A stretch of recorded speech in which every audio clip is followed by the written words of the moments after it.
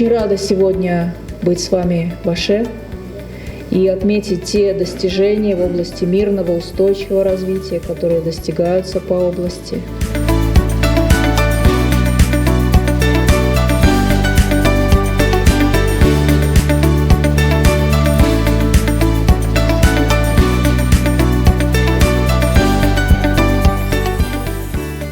В этой связи программа развития ООН продолжит оказывать содействие в укреплении социальной сплоченности, способствуя социально-экономическому, культурному и гуманитарному развитию страны.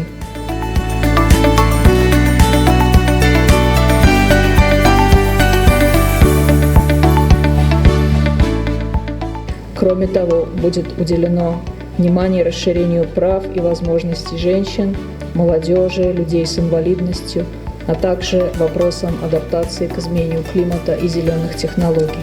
Желаю плодотворной работы. Чом Рахмат.